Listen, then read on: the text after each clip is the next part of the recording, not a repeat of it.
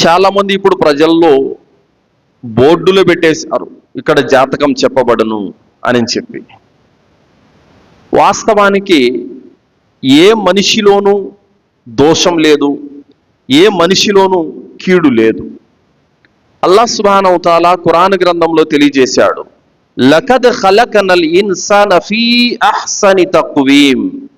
మేము మానవుణ్ణి అద్భుతమైనటువంటి ఆకృతిలో పుట్టించాము.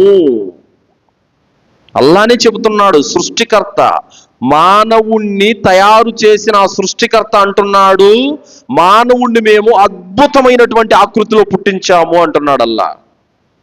యా అయ్యుహల్ ఇన్సాను మా గర్రక బిరబ్బికల్ కరీం. మానవుడా, ఉదాత్తుడైన నీ ప్రభువును గురించి ఏ విషయం నిన్ను మోసంలో పడివేసింది? అల్లదీ ఖలకక ఫసవ్వాక ఫఅదలక్. ఆయన నిన్ను సృష్టించాడు, తగు రీతిలో పొందికగా చక్కగా మలిచాడు. ఫీ అయ్యి సూరతి మా షాఅ రక్కబక్. ఆయన తాను ఇష్టపడిన ఆకారంలో నిన్ను తయారు చేశాడు.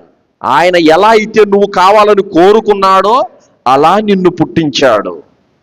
నీ పుట్టుకలోనూ నిన్ను తయారు చేసిన విధానంలోనూ సృష్టికర్త ఏ లోపాన్ని పెట్టలేదు, ఏ దోషాన్ని, ఏ కీడును పెట్టలేదు.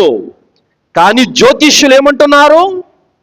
నువ్వు రావు కాలంలో పుట్టావు, నీ జాతకం సరిగా లేదు. నువ్వు యమగండంలో పుట్టావు, నీ జాతకం సరిగా లేదు, నీ జాతకాన్ని మేము సరిచేస్తాము. అంటే సృష్టికర్తకు తెలియనిది మీకు తెలిసిపోయిందా? సృష్టికర్త పుట్టించేటప్పుడు అనేక కీడులతో, దోషాలతో పుట్టించాడు. ఆ దోషాన్ని మీరు సరిచేస్తారా? ఆ కీడుని మీరు సరిచేస్తారా?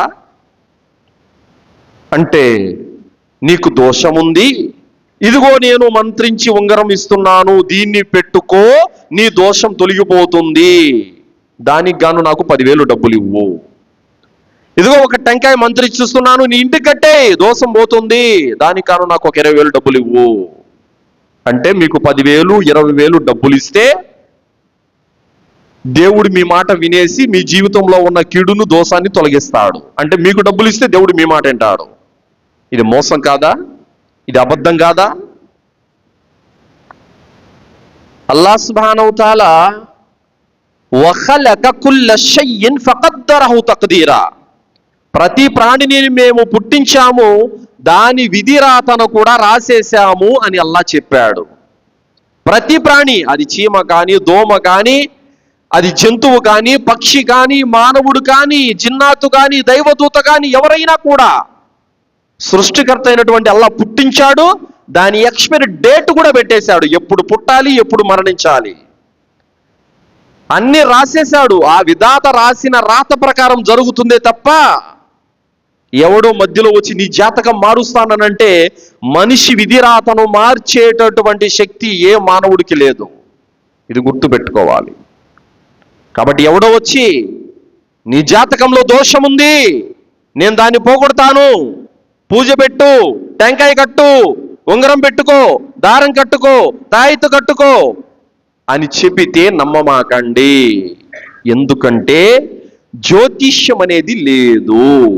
జ్యోతిష్యం అనేది ఒక పచ్చి అబద్ధము, మోసము సోదరులారా.